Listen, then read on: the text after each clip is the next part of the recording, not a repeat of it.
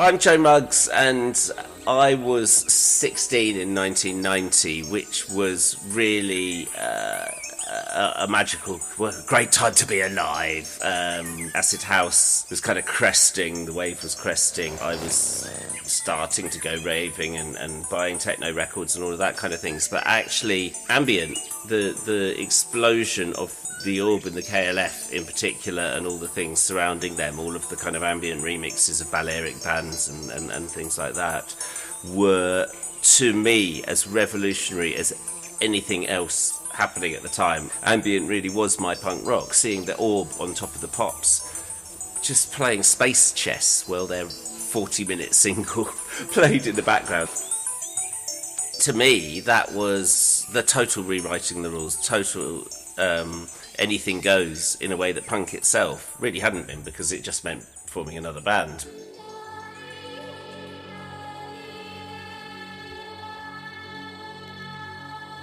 In 1990, Ambient just meant anything could happen, anything could be sampled.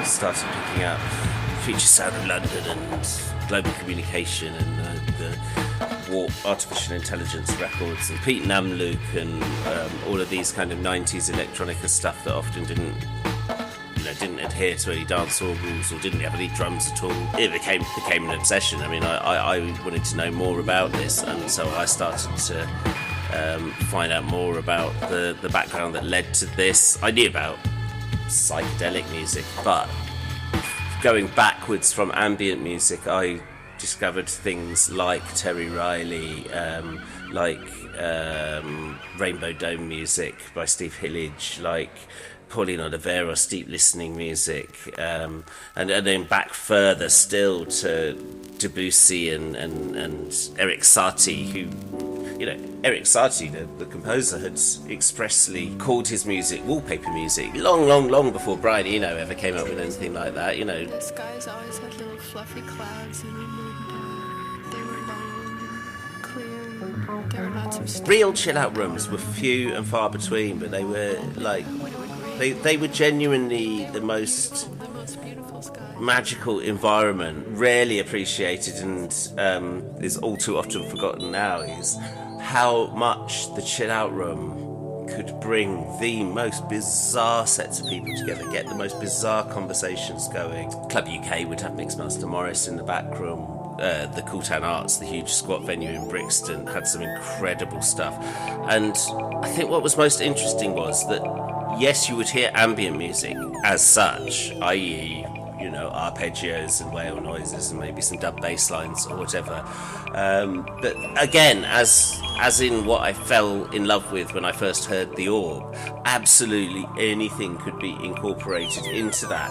Mixmaster Morris very famously would play Terry Riley, would play experimental 20th century compositions just as much as he would ever play a Global Communications track or whatever.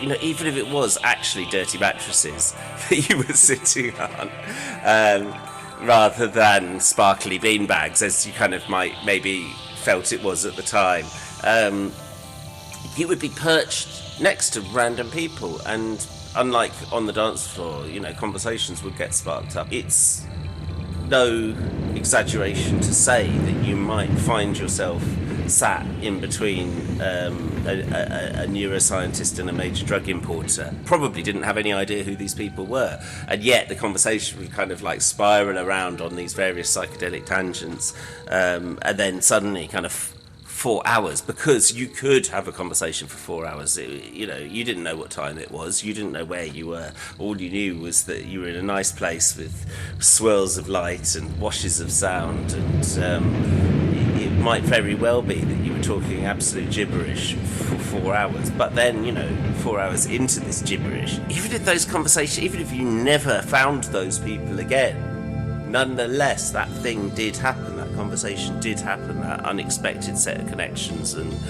information transfers and stuff did happen. That ambition, that idea, all of those kind of strange ideas wafting around about connection and about accessing the subconscious and all these kind of things did really lead to some peculiar and wonderful stuff happening in those zones.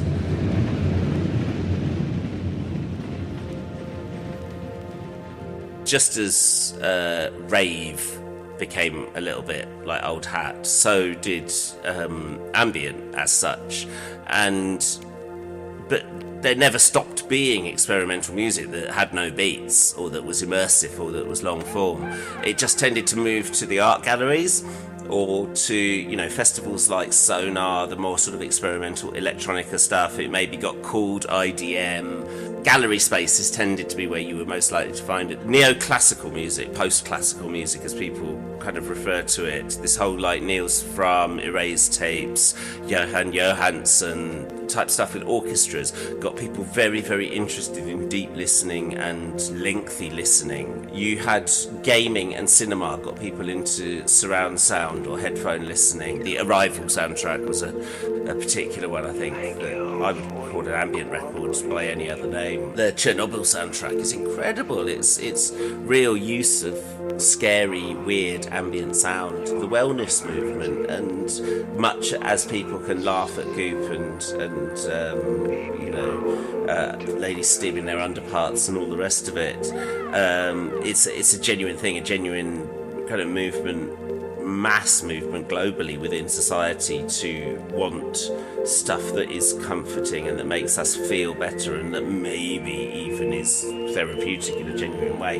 And so a return to new age music kind of came with that. And yeah, around the early to mid 2010s, you would get Peckham hipsters starting to reference new age music. People from grime and dubstep even were as well. Like the DMZ Club encouraged people to kind of listen with eyes closed. Burial.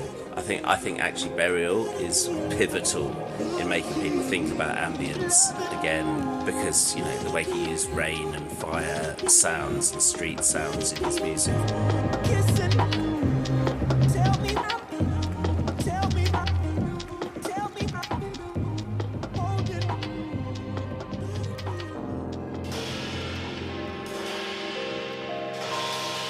Jazz as well, like the whole kind of new British jazz generation have encouraged really deep listening, and people like Shabaka Hutchins, like if you look at Shabaka's Instagram channel, there's an awful lot of him just playing Japanese flute, and the whole kind of Giles Peterson world has a little kind of subset that is very conducive to the type of listening that gets people into ambient. It draws people towards listening to Alice Coltrane and Sun Ra, who, of course, were really, really important progenitors of ambient music.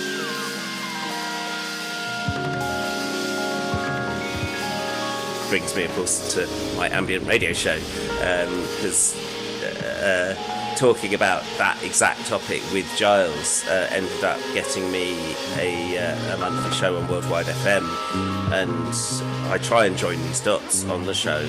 There are all of these threads that are drawing people into listening, and I think the rise of places like Spiritland and listening bars and that kind of thing, again, gets people into this deep listening idea. So we just have to hope that someone somewhere will combine that with some oil wheels, some bean bags, and perhaps we can get back to the actual chill out room.